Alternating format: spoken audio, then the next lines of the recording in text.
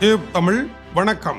Donald Trump அறிவித்திருக்கின்ற வரி போர் புலம்பெயர்ந்த தமிழ் மக்களையும் அதுபோல இலங்கையில் இருக்கும் தமிழ் மக்களுக்கும் பொருளாதார ரீதியாக எத்தகைய பாதிப்புகளை ஏற்படுத்தும் என்பது ஒரு முக்கிய கேள்விக்குறியாக இருக்கின்றது.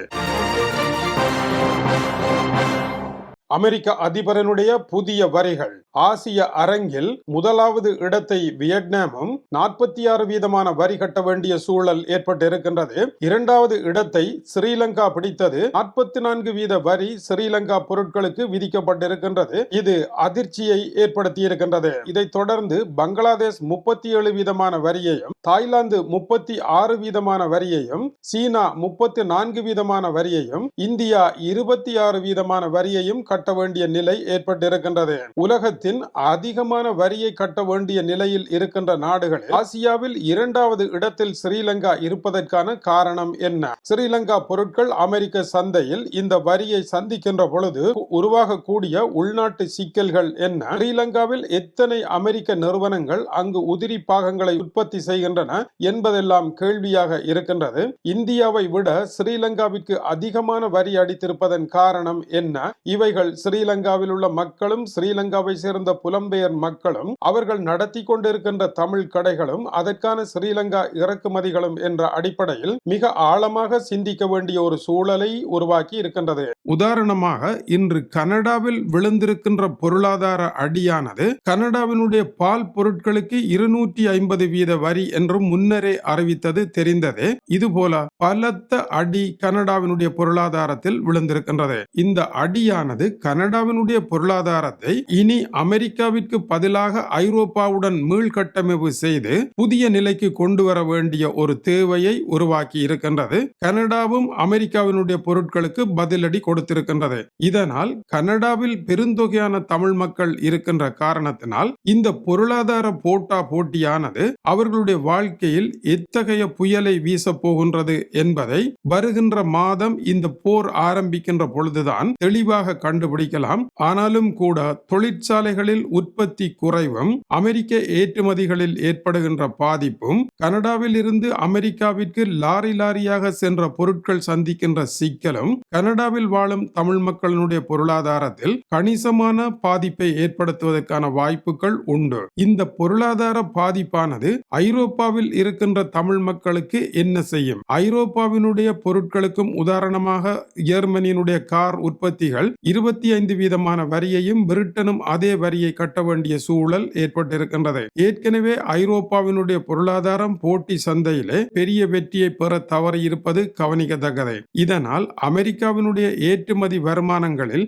ஐரோப்பா பலத்த வீழ்ச்சியை சந்திக்கும். இந்த வருமானத்தை நிரவல் செய்வதற்கு உள்ளூரில் பொருளாதார மீதம் பிடித்தல்கள் வருவதற்கான வாய்ப்புகள் உண்டு. இந்த பொருளாதார மீதம் பிடித்தல் ஆனது சாதாரணமாக தமிழ் மக்களினுடைய வாழ்க்கையில் ஒரு பாதிப்பை ஏற்படுத்தக்கூடிய சூழல் இருக்கின்றது. இதனால் அவர்களும் கனடாவில் இருக்கின்ற தமிழ் மக்கள் சந்திக்கின்ற அதே பொருளாதார வரி நெருக்கடிகளை சந்திப்பதற்கான வாய்ப்புகள் உண்டு. புலம்பெயர்ந்த தமிழ் மக்கள் பொருளாதார ரீதியாக கணிசமான தாக்கத்தை சந்திக்கின்ற பொழுது இலங்கைக்கு பணம் அனுப்புகின்ற முறையும் இலங்கையில் இருக்கின்ற குடும்பங்களை பாதுகாக்கின்ற முறையிலும் இதே பாதிப்பு இலங்கையிலும் பிரதிபலிப்பதற்கான வாய்ப்புகள் உண்டு. எனவே இந்த வர்த்தக போரில் இருந்து எப்படி தப்பி பிழைப்பது என்று சிந்தித்தல் வேண்டும். இதற்கான புதிய விதிகளை வரையறை செய்ய வேண்டும். தமிழ் மக்களுக்கு ஒரு இடத்தில் வாய்ப்பான சூழல் ஏற்பட்டிருக்கின்றது. தமிழ் மக்கள் கூடுதலாக தங்கத்தில் முதலீடு செய்பவர்களாக இருப்பதனால் அவர்களுடைய கைகளில் இருக்கின்ற தங்க நகைகள் திடீரென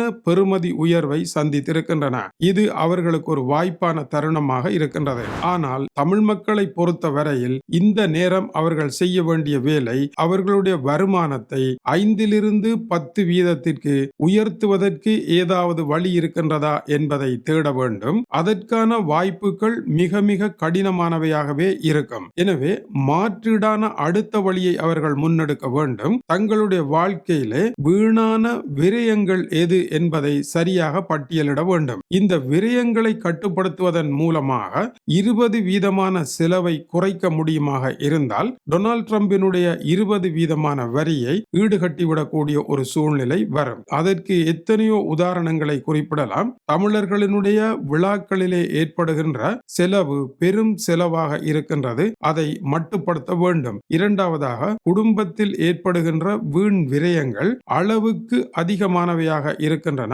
அவற்றை கட்டுப்படுத்துதல் வேண்டும். இந்த நேரம் வீதியில் ஒரு பெண்ணை கண்டு இந்த நிலையை எப்படி சமாளிக்கப் போகின்றீர்கள் என்று கேட்டதற்கு அவர் சொன்னார், ஏற்கனவே பொருட்கள் மலிவாக இருந்த காலத்தில் பெருந்தொகையான உணவுப் பொருட்களை வாங்கி அலமாரியில் சேமித்து வைத்திருப்பதாகவும், இனிமேல் ஒரு மாத காலத்திற்கு எந்த பொருளையும் வாங்காமல் அதையே பாவித்து முடிப்பதன் மூலமாக ஒரு மாத செலவை மீதம் பிடித்து வருகின்ற மாதங்களில் குறைவான தேவையான அளவு பொருட்களையே வாங்கி சிக்கனமான முறையில் வாழ்க்கையை கொண்டு செல்வோமாக இருந்தால் டொனால்ட் ட்ரம்பினுடைய இந்த வரி எத்தகைய பாதிப்புகளை ஏற்படுத்த போகின்றது என்பதை அவதானித்து அதற்கு ஏற்ப பொருளாதாரத்தை நடத்தப் போகின்றேன் என்று கூறுகின்றார். இப்படி பலவிதமான கருத்துக்களை மக்கள் தெரிவிக்கின்றார்கள். இருந்தாலும் இதில் பாராட்டப்பட வேண்டிய ஓர் அம்சம் இருக்கின்றது.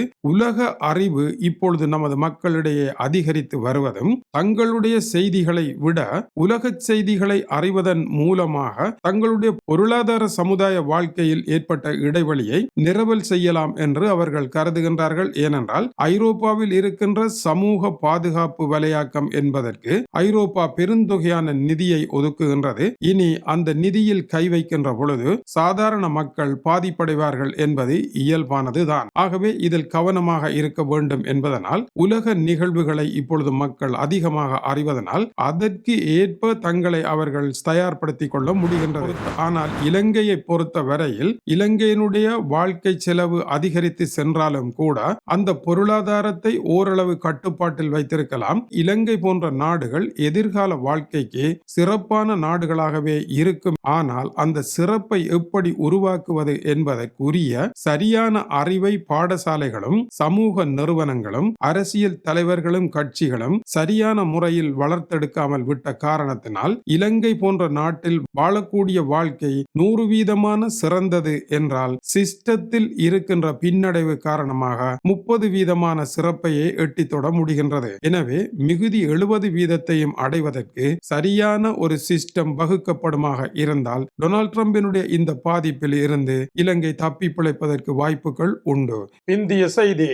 அமெரிக்காவின் புதிய வரி விதிப்பு குறித்து ஸ்ரீலங்கா அரசாங்கத்திற்கு பரிந்துரைகளை வழங்குவதற்கு நியமிக்கப்பட்ட குழு மற்றும் ஜனாதிபதி அனுரகுமார திசாநாயக்காவிற்கு இடையிலான சந்திப்பொன்று இன்று பிற்பகல் ஜனாதிபதி அலுவலகத்தில் நடைபெற்றிருக்கின்றது. இந்த வரி விதிப்பு பின்னணி அடிப்படையிலும் சிறிய பொருளாதாரத்தை கொண்ட இலங்கை போன்ற நாடுகள் பாரிய அளவில் வரி விதிப்பிற்கு உள்ளாவதால் எதிர்கொள்ளும் பொருளாதார சவால்கள் குறித்தும் இங்கு விரிவாக ஆராயப்பட்டது. ஏற்பட்டிருக்கும் நிலை தொடர்பில் ஒரு நாடு என்ற வகையில் எவ்வாறு செயற்படுவது மற்றும் நிலைமையை எதிர்கொள்வதற்கான அடுத்த கட்ட நடவடிக்கைகள் குறித்தும் இதன்போது நீண்ட கலந்துரையாடல் இடம்பெற்றுள்ளது. இது டியூப் தமிழனுடைய உலக செய்திகளுக்காக டென்மார்க்கில் இருந்து கீசே துறை. வணக்கம் உறவுகளை.